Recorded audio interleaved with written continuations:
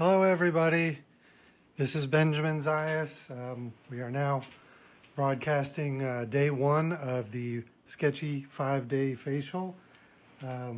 Apologies if there are cat noises in the background.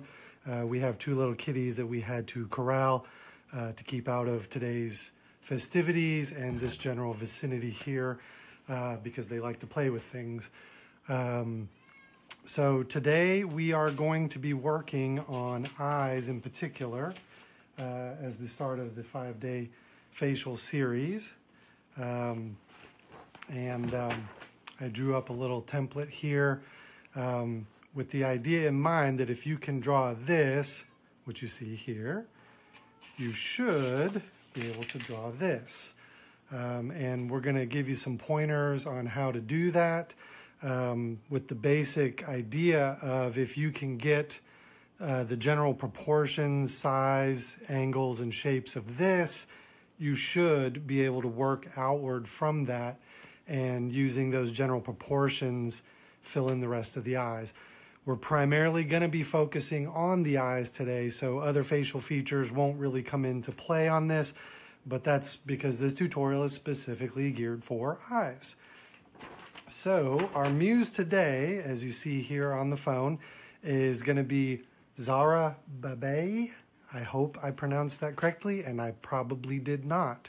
And our subject, obviously, is eyes.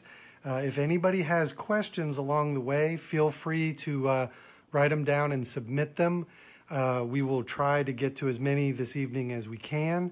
My assistant today, I'm Benjamin Zayas, by the way.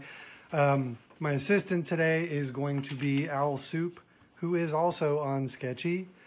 Feel free to look her up and look at some of her amazing artwork. You won't be sorry that you did. Alrighty, so today we're going to be working on a Canson sketchbook. It's one of my personal favorites. I like the grit of the paper. It's got a very nice texture to it, as you can see. It works with a lot of different mediums, from marker to pencil, but it works especially well with graphite, and that's what we're going to be using today.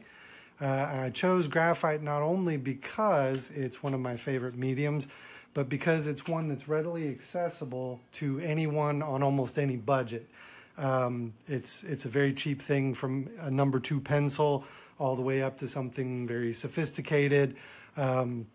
I do have a personal preference for this fella here, which is a Japanese pocket pentel, but since they are kind of hard to come by, I had to order mine from Japan. We're going to be using this pentel pencil, which I believe you can find at Walmart for $2 or less. I've been using one of these. It's basically a drafting pencil since I was in middle school, and I absolutely love it. It has a built-in eraser. The lead can be refilled. It's just simple 0.5 millimeter number 2 lead. Very easy to use, and it feels very much like a pencil, but you're not constantly having to sharpen it. You can just click to get more lead out. I'm also going to be using just a simple eraser stick. These are fairly easy to come by as well, and probably cost you about $2. And then a Q-tip. Normally I would use a smudging stick, but unless you have an art store nearby, they're a little harder to come by. Q-tips are super easy to find. So today we are actually going to be starting with a process I kind of refer to as mapping, where you just pick a facial feature and work your way out using the dimensions of the feature you started with as that grounding point. And since our subject today was kind enough to actually have her face marked with a good anchor point, we're actually going to use that. So if you'll follow along with me, we're going to start out by just drawing that as the predominant feature here. And I'm going to use several different styles of stroke here. For things like large black areas like this, I very commonly will just use a circular scribble technique like this. It's really good for filling in areas, and because you're working in just very small increments like that, it's very easy to self-correct as you go. So for very dark pieces, it can be really helpful to do this, and it's a good learning technique because you'll get better at judging space and dimension as you go, and hopefully over time you can just draw this as lines instead. But we're going to just do it as simple circles, like little scribbles, and don't ever be afraid to erase. I think I mentioned that in my tips for you guys who subscribe to the 5-Day Facial. Erasing is as intricate and detailed and important a part as the actual drawing is. And some of my drawings, I'd say, were 50% erasure because I actually used the eraser as a pen to draw in white areas over darker areas. So as you can see, this is fairly close to what we've got on the original one there, and that's going to be our anchor point. So me personally, I like to work from the left side of the page to the right as much as possible to avoid smudging with my hand. If I'm working down here and then work up here, it's too easy for me to actually smudge that little spot right there and end up with a blurry piece. So we're going to start over here, and we're going to zoom in a little bit, and we're actually going to use this little part right here as an anchor to tell us what to draw next and where it's supposed to be. So we're going to start from the corner of her eye, and that is approximately here. So we can actually put a little dot there if we want. You can also dot out other parts that you want and kind of do a connect the dot if you want. So to do that, what you would do is you would estimate like where the center of her eye meets the upper eye, or the upper eyelid. And that's gonna be a little bit higher than this, but lower than this. So it's gonna be approximately here that we're gonna do that. And then we can do the other corner of the eye the same way, just gauging where it is based on these objects over here. So that is almost exactly lined up with the tip of that. So we're going to do that about right here. And then if you wanted to, you could even measure the width of this versus the width of the eye to get those proportions, but it looks like we're pretty close. So the first thing we're going to do is just connect those 3 dots, something as simple as doing a connect the dot. So we're going to run from here very gently and go very light because we're not entirely sure this is going to be the right angle yet. And we want to be able to erase it if we need to. And just keep coming down until you get to this point right here. And then we're going to do kind of the same thing on the bottom side. We're going to figure out where the bottom of the eyelid is directly beneath the iris there. And that's approximately right here.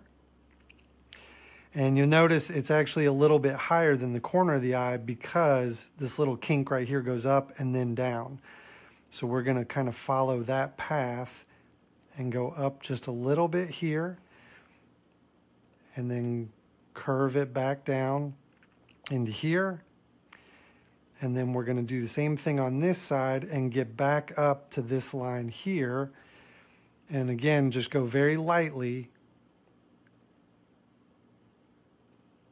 like so. And when it comes to drawing eyes, I like to try and get the iris and pupil in as early as possible. It just, again, gives you a good anchor point to direct everything else from. The iris of the eye being shaped like a clock face, you can easily orient things by 12 o'clock, 3 o'clock, 6 o'clock, 9 o'clock, all the other increments in between to help you gauge how far away or what direction you're looking at. So also notice that the top of her iris is actually behind the eyelid. So what we're looking at is not a full circle, and if you wanted to draw it, it would actually go above that, but it's actually going to start about here and come down to just above where we had that dot. And notice again, I'm just trying to make very light lines because we're going to darken all of this later. So now we've got a pretty good idea where the iris is. We've got a good idea where the upper lid begins, where the lower lid begins. So we're going to add some of the other features here. So the upper lid has a lot of eye makeup on it, and that's actually going to help us because a lot of this we're just going to draw as a general black shape. So we're just going to outline where that shape begins. And it narrows as it goes down to the inside corner of the eye. And then this is always one of the trickier parts for me, the curve above the eye where the eyelid recesses into the face, basically, where it folds back on itself.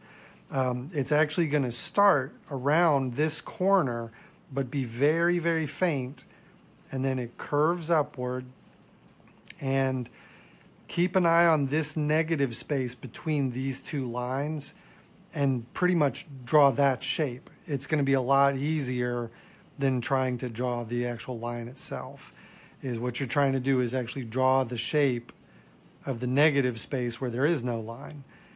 And then just kind of fade it out on that end as well. And that's the general shape of that eye. Now to start filling in some of the details, for now we can just kind of shade this in to give us a better idea of where that upper lid is. The lower lid, as you can see, you actually see the edge of it here, which is thick. It's going to be about like 2 millimeters, 3 millimeters thick. To get a really good realistic eye, you actually want to represent that.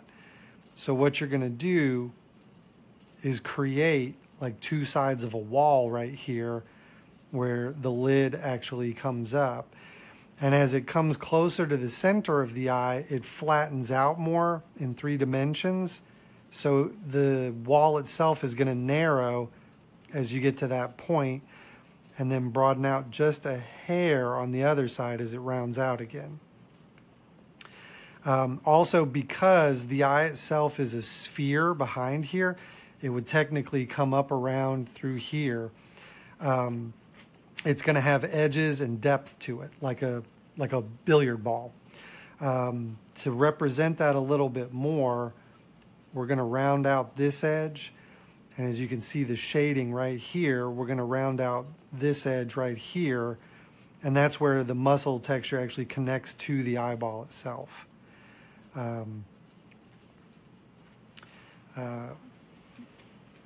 This part of the eye here does have a lot of shading to it because the light will be coming down from this direction.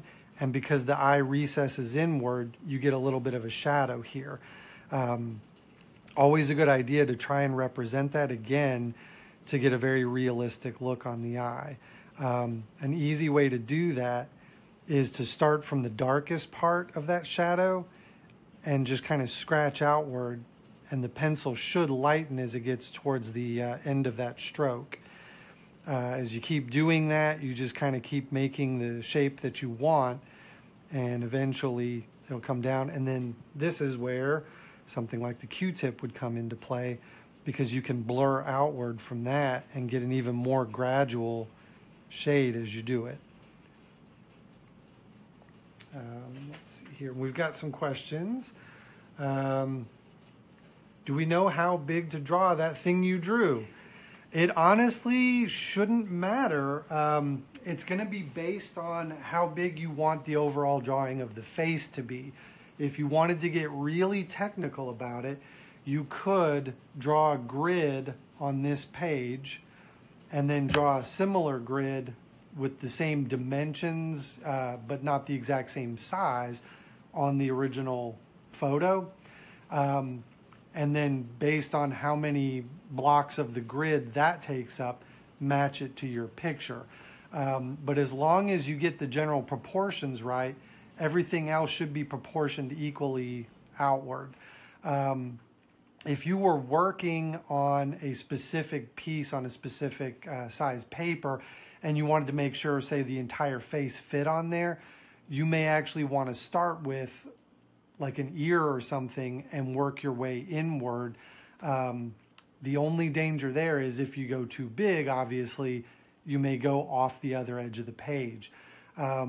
Some people have a different approach to this and will draw the entire outline of the face first and then draw the features within. When I do that, I tend to do a lopsided face, and as a result, I start having to overcorrect and overcorrect as I draw. So I tend to draw from the inside out as much as possible. But both techniques are valid. What works for you works. For this general piece, we're going to go with the assumption that we're just drawing the eyes, so we're just focusing on that for this piece. And as a result, as long as this is somewhere near the center of the page and is small enough that you can get an eye on either side of it, you should be okay. But that's a good question. Size is always going to be important, rendering whatever you are on the page, because you want to make sure every bit you want to capture will fit. Gridding is always a good option, and anybody who says it's cheating has not really studied the masters, because everybody from Leonardo da Vinci to Salvador Dali used some kind of grid to map out where everything was going to be placed, to make sure that the proportions were correct, that the angles were correct, and the perspectives looked correct and lined up. So don't ever be afraid to use whatever method that works for getting the size correct. Continuing on with this, we're going to do a similar shading outward from this edge here, because it has the same properties where the light coming from above is going to create a shadow that goes primarily towards the inside of this crevice. And as a result, it's going to get darker towards the center of this line and emanate outward. And it does the same thing on the bottom part of this crevice as well. And I find if you do these strokes in a similar direction to the original line, they tend to shade a little bit better and look more like an edge shape should. So the pupil and the iris, you really want to zoom in to do these. And a lot of times what I'll do is just kind of solidify that outer edge first to give it just a little bit of depth. And then go back in and start working from the pupil outward. And one of the things I like to do, whether I'm drawing or painting, is let the white paper show through on the areas that are supposed to be white. So in this case, the whitest part is going to be that little highlight just to the side of the pupil. So we're actually going to start with an approximation of where that is by just giving it a little bit of an edge. And then we're going to draw the pupil itself. And again, this scribbling will help with that. You just want to kind of do little tiny round shapes and just keep going and spreading them out. So now we've got the pupil. And again, we're going to go back to the outer edge and we're going to make that a little bit thicker. And don't be afraid to put a rough edge on the inside part of the eye, because as you can see here, it is a fairly rough and fuzzy kind of surface there. What you're actually looking at there is like a shadow, basically, as this rounds out.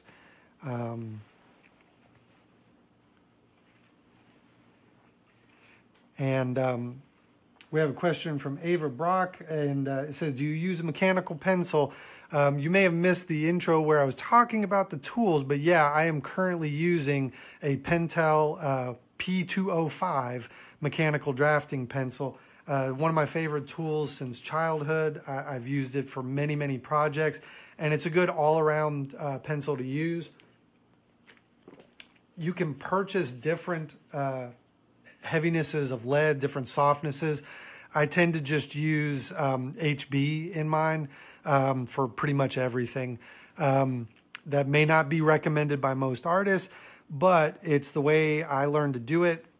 and I have a very heavy hand when I come to doing dark work. I like leads that don't break very easily.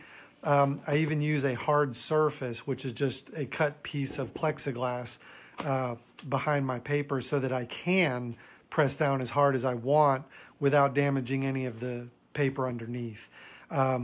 This also gives me the ability to get really dark darks with my pencil work. Some people have asked me about that in the past, and that's my secret. Feel free to share it because I really like the way that it looks, and I think it's a very helpful tool to have something like that. Works great for marker too, because the marker obviously won't bleed through that plastic, and it'll save the underpaper from getting all sorts of color work on it. The iris of the eye, as you can see, there's a lot of different variances in color and texture in there. We're going to try to replicate all of that with just little scribbles as we go. And every once in a while, I'll just throw a little heavier one in there just for some texture. And again, you can use the Q-tip if you want to just soften that just a little bit if you need to. The outer edge of that line is actually just a little bit fuzzy in the photograph. And me personally, I like to replicate that. So I'm just going to very gently scribble around the outer edge and just give it a little bit of a halo there. And then we're just going to kind of darken up some of the bits around here. And often this lid to the eye produces a tiny bit of shadow on the upper side of the iris. So we're going to represent that too by just kind of darkening here and then kind of stroking downward to make that shadow just kind of fade as it goes down. And then it's particularly prominent on this side, so we're just going to do a little bit of a darker stroke on that side. And then, whoops, there we go. Another property on these that I always think is important is the eyeball itself. As I said earlier, it's kind of like a cue ball. It's white, but if you set it down in front of a light, it's going to have shadows to the edges. Almost every eye you look at, no matter how white it looks, will have just a little bit of shadow towards the outer edges. The easiest way to do that is to just very, very lightly draw outward from the edge, just enough to give a little hint of shadow. Cross-hatching is a good way to do this as well, where you draw in one direction and then draw in another direction over it. And that way you can do very, very light lines, but as they intersect, they create just a little more darkness and contrast. And for the eyelashes themselves, the quickest and easiest way to do this is a technique where you just kind of scribble and then scratch, scribble and scratch, scribble and scratch. And it gives these little thick little bumps at the bottom like a real hair where the root is. If you do that while you're doing this, it also gives you a pretty good ability to control the direction of them. And typically the ones to the left side are going to curve around to the right. The ones to the right side often curve to the left. Not always, but just as long as you're paying attention to which way they're curving and can replicate them in that same direction. And some of them will cross over each other and create thicker looking lashes. Just about any mascara company will tell you that that's normal and desired. And you definitely want to replicate that in your drawing as well. Also, as you can see here, some of that eyelash is visible over the eye. So you just want to make a couple of tiny little scratches there as well to replicate where those eyelashes come down over the edge of the eye. And then again, we can start filling some of this in, make it a little darker, correct the shape just a hair. And as you get back in towards the center here, you can go a little bit more rough with the bottom edge because that's where those eyelashes curl outward from. And then as you get over to this side, as you can see in this picture, it narrows and narrows and narrows till it gets to that tip. So you just want to keep making tinier and tinier little circles and make them more and more faint as you go. And we're going to add just a little more shading to this ridge right here. And as you can see, we're already starting to get some depth here. We're going to add a little more shadow here and just kind of stroke upwards just to kind of get that idea that there's a little bit of an edge there as well. And then we're going to use that Q-tip again and just kind of blur that as much as we can. On some papers, you can also use your finger to do this. The deficit there is you're going to end up with stuff all over your finger, and anything else you touch on the page will do that. That's why a Q-tip or a smudging tool of some kind is an essential tool. And like I said, if you can't find the smudging sticks, or it's just not within your budget to get them, Q-tips are very cheap and easy to track down. So now we're going to pay a little more attention to the bottom edge of the eye. And again, this particular eye has a lot of makeup on it, so we can be a little more rough with how much shading we provide here. This bottom edge right where it touches the eye, you do want to have a fairly sharp edge here, but keep in mind above it is going to be a very faint fuzzy edge to give more depth to that eyeball. So we're going to just kind of very lightly get that line in, and then very gently just kind of stroke upward from that to give just the faintest bottom edge to that eye. And then this area here is a little bit darker than the rest of the skin, so we're going to darken that some.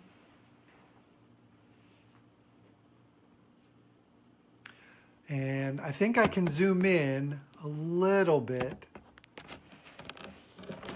I hope that's better. Does that look better to you? Jackie Beeman asked if we could zoom in. I hope everybody can see that a little bit better. Yeah. All right, so we're going to do the same thing on this side. We're going to start with a kind of dark but very thin edge. Remember to curve down right here as it goes into the center of the eye. And then we're going to do the same thing. We're just kind of barely grazing a little bit of a fuzzy edge here, and then maybe do a little bit of a circular, heavier edge right there. This area in here is again where like a lot of the muscles of the eye come together. There's a lot of shading inside of there, so we're going to do a heavier dark edge as we go down, and then just add just a little bit of a shadow from that upper lid. And eyelashes on the bottom follow very much the same rules as the top ones. They kind of curve in one direction on one side, other direction on the other. And I kind of draw them the same way too, do just a little bit of a wiggle and then a drag. And these you can actually see there's a little bit of mascara or eyeliner in them, so they actually have little thicker spots in the middles too. And again, just for the sake of reality here, we're going to try to make those look as much like the original ones as we can. And then we're just going to very, very faintly just do some circles to get some shading in here. And again, you can be very loose with this because it's a very faint shadow, and there are little tiny highlights all inside of there where the skin texture comes together. And it's easier to represent that if you just do very loose, very wide shapes like that.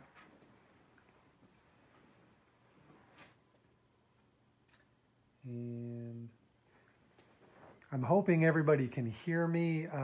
Part of the problem is my microphone is obscured by a piece of glass that I'm using to hold up the camera. I'll try to speak a little bit louder. Hopefully I'm not deafening those of you with really good sound systems attached to your computers. The eyebrow, a lot of times what I'll do is just do a very general kind of shape for the eyebrow and then fill in the details later. Eyebrows, for some reason, are something I've always had trouble with. And that's one of the reasons I kind of tentatively fill them in at first and then go darker as I go. So we're just kind of generally feeling out the direction and shape of the eyebrow. And it actually kind of follows a path along the edge of this mark here. So we're going to kind of use that to figure out where it kind of peters out. And it looks like it's right above that hook too. So going to feed it right in there. And then we're going to map out the upper edge of that and go very loose with this because, again, we're going to fill in so much detail on that later. But that actually looks like a fairly good representation of where that eyebrow is. Now, the trick with drawing eyebrows is the bottom edge of the eyebrow and the top edge of the eyebrow often are the only places where you see individual hairs. So I usually draw those first by drawing individual hairs as just scratches. And you want to just try to keep up with the direction that they're going on the bottom and top edges in the original photo. Like so. And as you get close to the tip, you'll notice the hair thins out. So you're going to do fewer and fewer and make them smaller and smaller. And then you do the top the same way. Because we're going to fill in all that black space in between in just a moment. And it's going to be much easier knowing where these borders are. Okay, and then you can see here there's a couple of thin spots where you can kind of see through the hair to the skin. So we're going to draw those first by just drawing very dark lines around where those areas are. And kind of go in the same direction as those outer hairs if you can. And then we're just going to start here by just kind of shading this in. And the easiest way to shade in eyebrows is to do long hair-like strokes. And again, try to stick with the same direction that those outer hairs are going in as you go. And hopefully, when you get to the end, you have something that actually looks like an eyebrow. We're going to do just a little more shading here, just to kind of connect that upper edge of the bone there behind the skin. We're going to do just a little more shading on that fold and a little more shading on the inside here.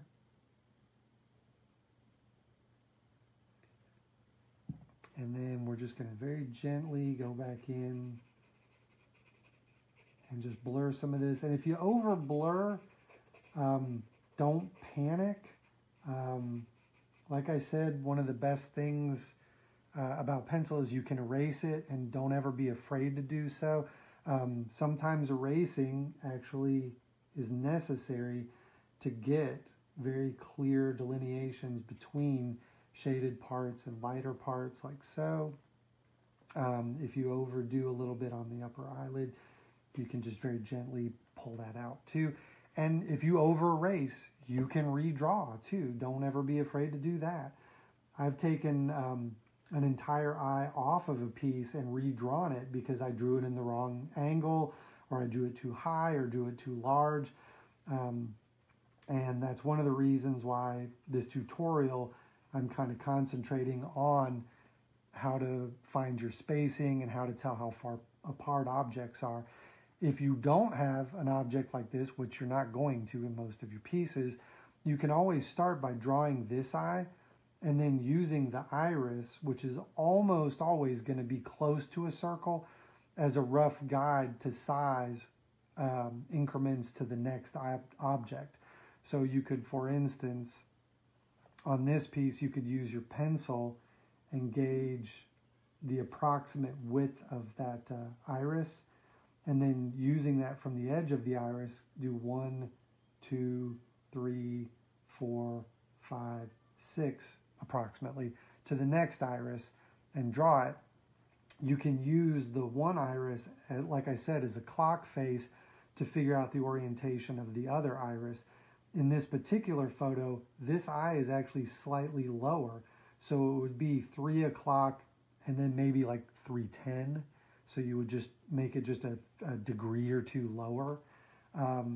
So if you don't have an object like this, which again, you're probably not, you can actually use one feature you've already drawn to map to another feature.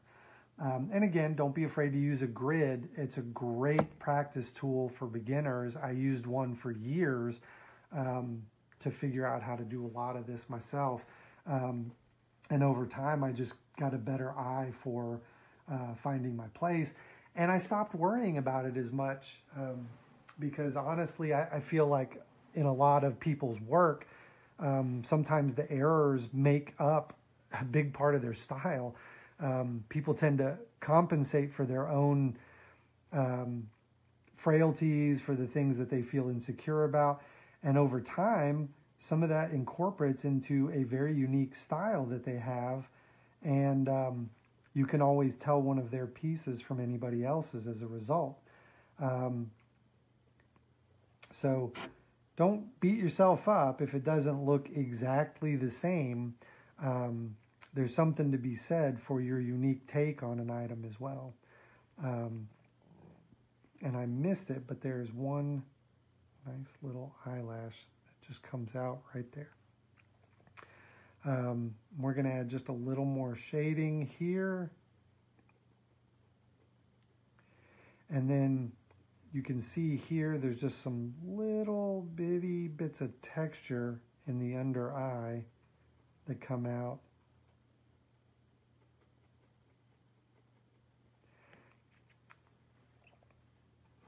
And then we're going to shade just a little more through here. And that eye's pretty much done. How are we doing on time?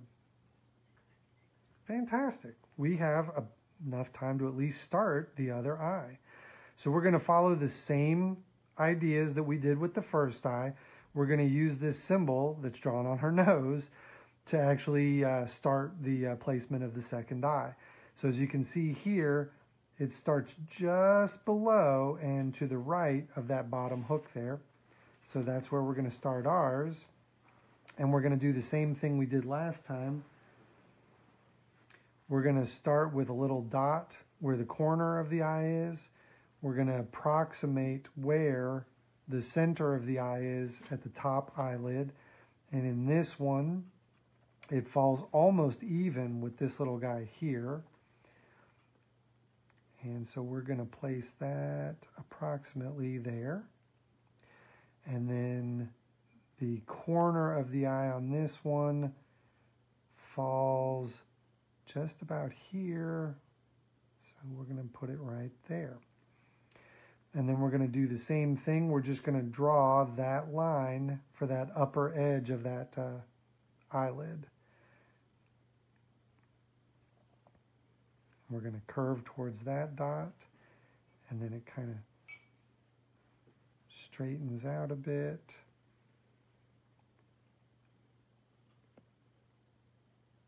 To that one. And then we're going to do the same thing for the bottom. The eye touches it almost in the same place as that first dot. And then it rounds out right about here.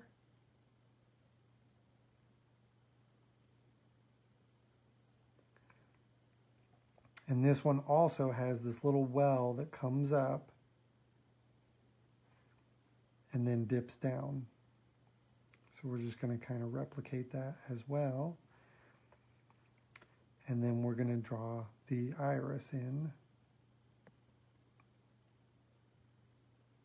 And this time the iris actually touches just barely that bottom lid.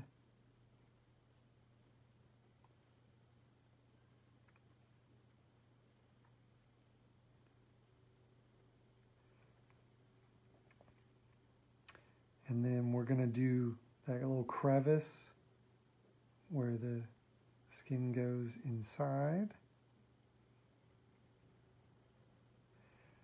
And I'm going to draw it a little bit higher because we still have to widen this line a little bit for the eyelash. And this one, it actually kind of curves down and breaks off in two different directions here. So we're going to replicate that as well.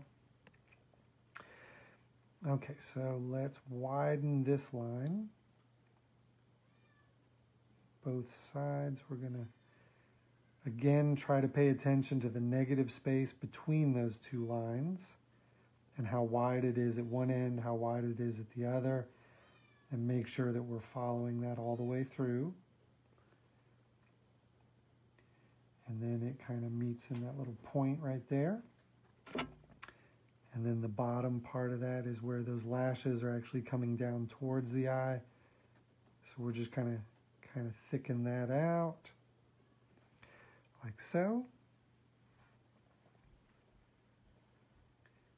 And if you're one of those folks who does a sketch like this as a preliminary to watercolor or ink or oil, you can also draw each of these elements like so as a rough shape to be filled in later with color. In which case, you want to keep these lines as light as possible so that they're easy to erase if necessary without damaging your canvas or paper that you're working on. And you would do the same thing for the eyebrow. You would just you can actually use the other eyebrow as a guide for this one. This one actually begins just slightly lower than the first one, and it's actually just to the left of the corner of the eye. So we're going to start it right about there. And again, just start with very light strokes, get the edge work in, kind of figure out where it's going to go. This one curves upwards and then fades out just past the edge of this eye, with this tip being just slightly higher than that one.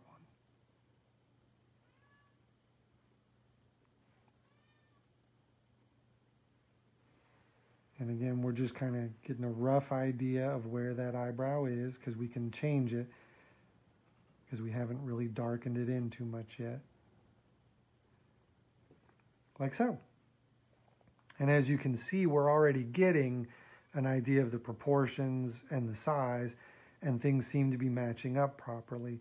Another thing that'll help is add a little depth to the nose by giving it just a little bit of shading to either side of it. And because this girl has freckles, it's kind of easy to do. You can kind of go loose and just make the freckles just a little bit darker as you get towards the crevice here and the crevice here to give it just a little more depth.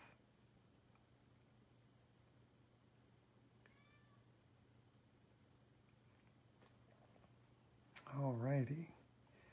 And we'll go ahead and throw some eyelashes in here.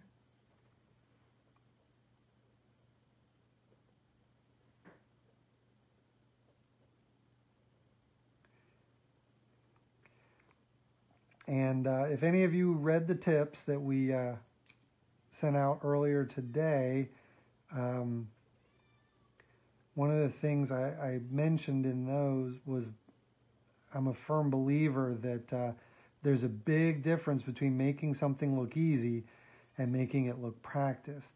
I appreciate when people say I make it look easy. It's not. It's extremely difficult to do this kind of work. It's practice, and that's the key.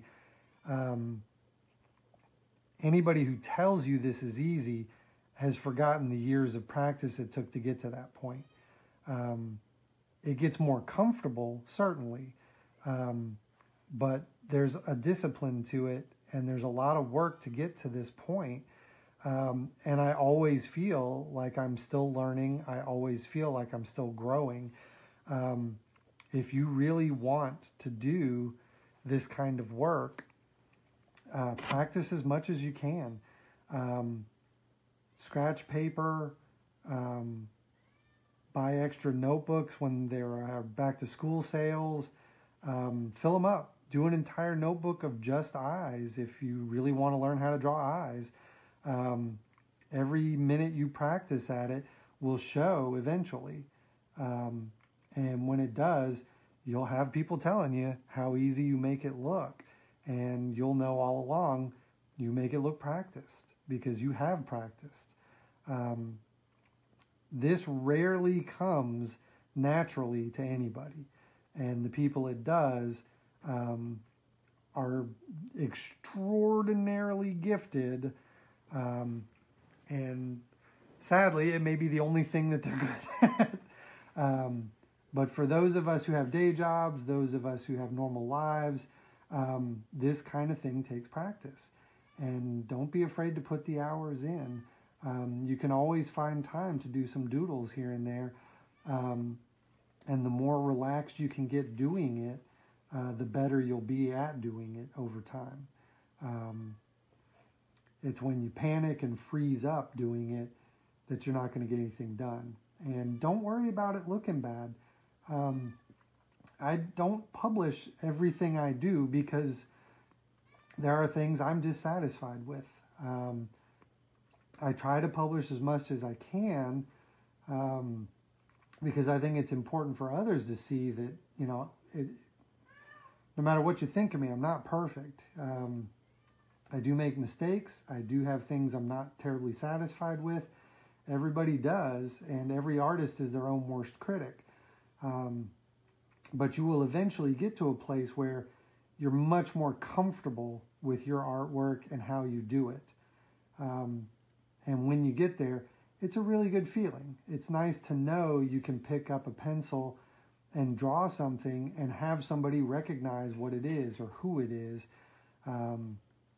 It's nice to know if you tell somebody you can do a commissioned piece for them, you have a pretty good idea of how long it'll take, how many resources you'll need, what style to do it in, what medium to use, and all of those decisions, all of those elements come together with practice. Anybody who tells you they were born with is probably lying. And the fact that any of you are watching this leads me to believe you were probably born with a bit of creativity. And that's much more legit. I believe that everybody's got some kind of creativity in them and wants to do some kind of work, but being born with a natural ability to do it is just hard to believe in most cases, because it really does take a lot of practice. You have to know your tools, you have to learn technique, and I'll admit a lot of my techniques are self-born. Some of them are things I've picked up from tutorials, some of them are things I've picked up from teachers. You'll do the same thing. You'll find the stuff that works for you, you'll use it, and you'll kind of make your own methods. I tried to focus the tips that we sent out and this tutorial on my own personal experience and how I do things now, as opposed to things I've specifically read in books or learned from other people. I spent the last week and a half to 2 weeks drawing eyes over and over and over again and just paying close attention to how I do it, what elements I use, what strokes I use, until I had a pretty good idea of how I could impart that knowledge to others. And that's how I came up with this. Over time, I might be able to make a course out of it, but for the moment, it's just tips. It's just, this is how I do it. You may have a different method. You may have a better method. If there's something you think of that would make this easier, please feel free to share it. Everybody is here to learn, and every little bit helps.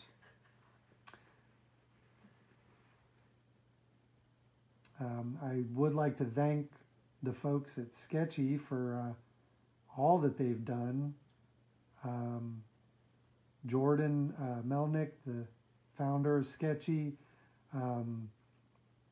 and all the staff at Sktchy, and Lauren for everything that they continue to do for the artists and the community itself, because it's a fantastic place. If somebody had told me, 5 years ago that at this point in time I would have 500, published portraits, I would tell them they're crazy. I don't have time for that.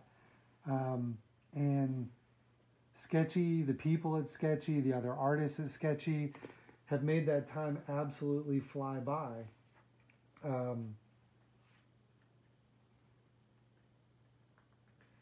And we have requests to see the kittens. If we have time here at the end, I'll be happy to do that. I'll take the camera and we'll bring them in, and you'll get to see them. We've got Charlie and Howard with us today. They are both mutts, would you say? But well, I mean, they're strays. I mean, they're ones that you adopted. They were not purebred. There's a lot of love for cats up here. Well, yeah. We all love cats. Cats are fantastic. I'm not saying anything bad about dogs, but the one thing people always say about dogs is that they're so loyal. But in my personal experience, I found dogs are pretty much loyal to anybody who gives them food. Cats, you really have to earn that loyalty, and if you don't, they will let you know. And as a result, I've just kind of always gotten along better with cats.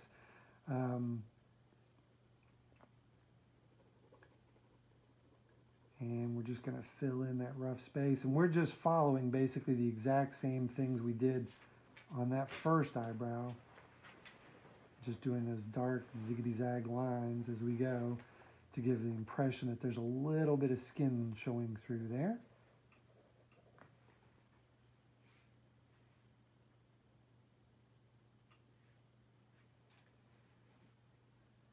And I've got a question from Regina Isabella. It says, a lot of teachers tell you to go straight in with pen, no erasing. And she asks my opinion on that. If you're comfortable doing that, yes. And I would say the only way to get comfortable is to try it. I signed up for Inktober this year, and it was the first time I made a concerted effort, even though it was not part of the rules. I made a concerted effort to use no pencil at all. I only used ink for the entire month. And those were some very dissatisfying pieces for me, because there were some of them I absolutely butchered. There were some where I was pressed for time, and it would have been great to have something sketched out to work from, but I went straight in with the ink. There's nothing wrong with that if that's how you want to work, and I'm going to say the same thing as I would with pencil. The more you practice it, the better you'll be, and the better it'll get, the more confident you'll be. But it is just like doing a crossword in pen. You better know what you're doing before you put the pen to the paper, because you can't get rid of it. And once it's there for good. But yeah, I have no problem with somebody wanting to do pen from the get-go. I'm a great admirer of people who can do it. I consider myself to be one at times, but I would never put that on a business card, at least not yet. Maybe at some point in the future, we'll get to that. And I have a question from Opal, who says, if the muse has no tattoo landmark between her eyes, which is likely going to be the case, is it best to use a grid to measure, or what? It's entirely up to you. I used a grid for years, and when I say years, I mean pretty much all through college. Before I took a hiatus from art for a while, I used a grid, and when I returned to doing larger pieces, I still used a grid. The frustration level for me with using a grid is that by the time I've drawn the grid and laid a grid over the original photo, I've spent so much energy doing that I feel creatively sapped, and I don't want to do any work after that. And so it usually takes me an extra day to do one of those projects because I have to lay the grid out. I'm kind of sapped. I don't want to work on any art after that. And then when I'm finished, I have to erase the grid from the piece that I'm working on or cover it up some way so that you can't tell I used it. There are some other methods to that, and if you find me on Sktchy, I'm going to post this picture tonight, and I'll post, please ask questions about, the exercise. If you want to ask a more detailed question about it, feel free to find me on Sktchy and ask away, and I will give you some other methods for doing that, a lot of which use the iPhone and different apps to layer things. I will tell you what Rico Kolinchuk told me, and it really sank in. Eventually, you're going to get tired of just replicating something exactly from one to the other. And I did. I was getting tired of just trying to mimic exactly what the photo looked like, and I wanted a little more of my personality to show. And I started leaning further and further away from gridding and moving more towards the idea of using one object in the photo or the drawing to get to another one. And as you can see in mine, it's not perfect. This eye is slightly bigger than this one.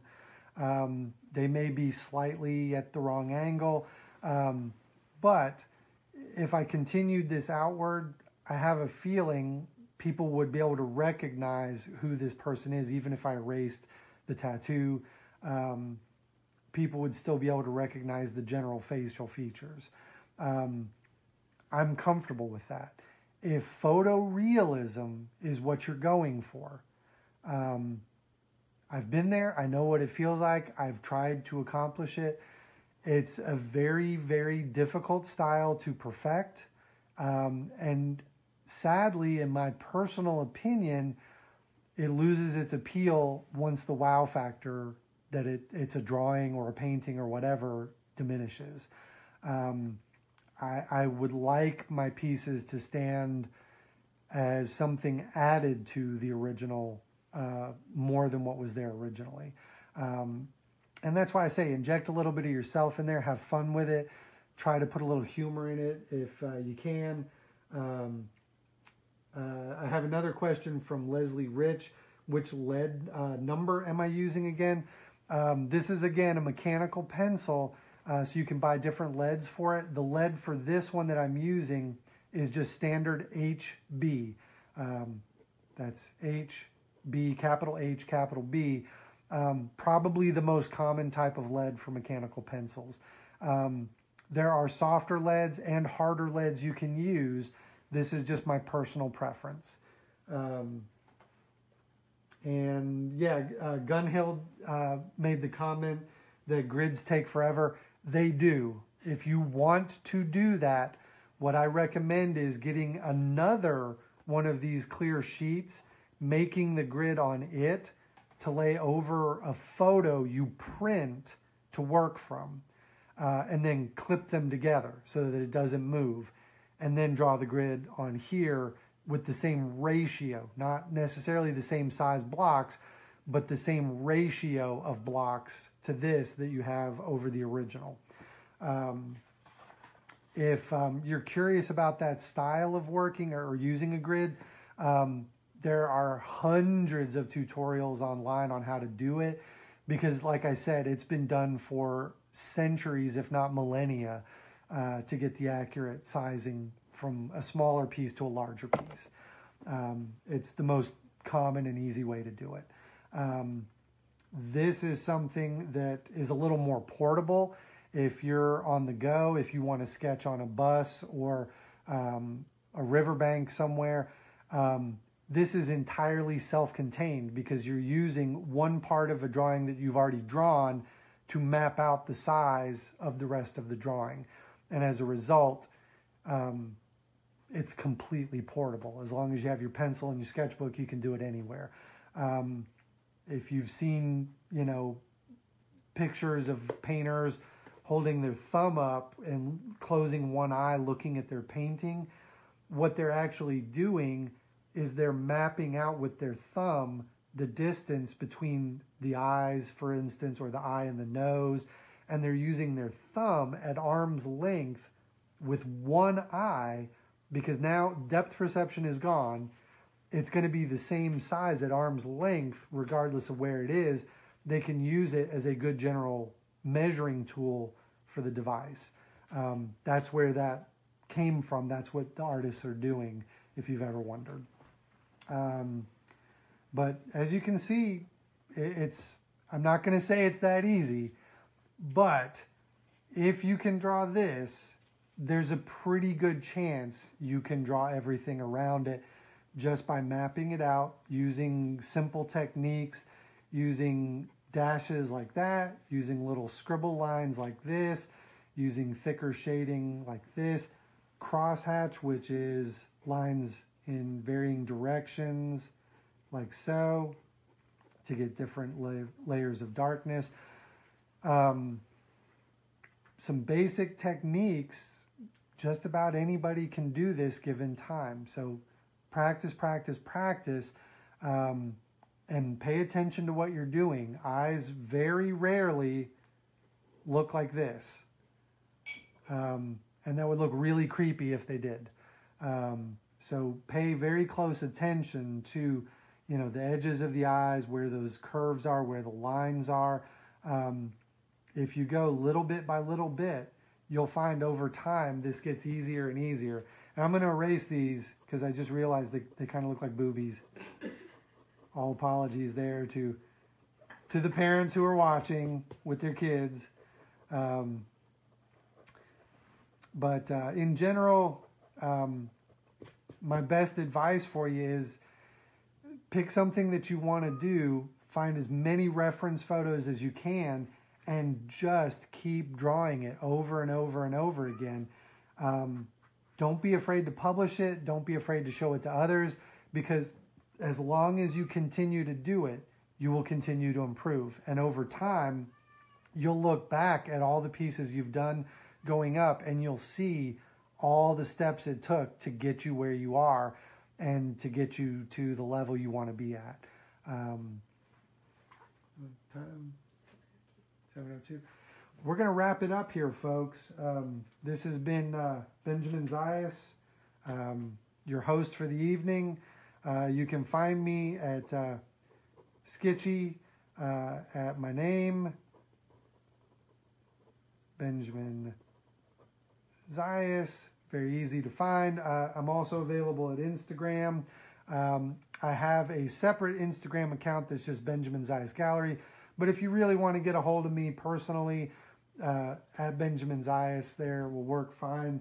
I have it privatized, but if you send me an invite, I'll probably let you in. But that's it for this evening. Feel free to, again, ask questions. I'm going to post this piece to Sktchy as is, so that folks can ask questions and leave comments. I'd love to hear from all of you, and I will be trying to answer as many questions as I can throughout the rest of the week. So don't be afraid to ask, and if I don't get to you right away, I will do my best to by the end of the week, okay? Thanks for watching, and I hope everybody has a wonderful 5-day facial.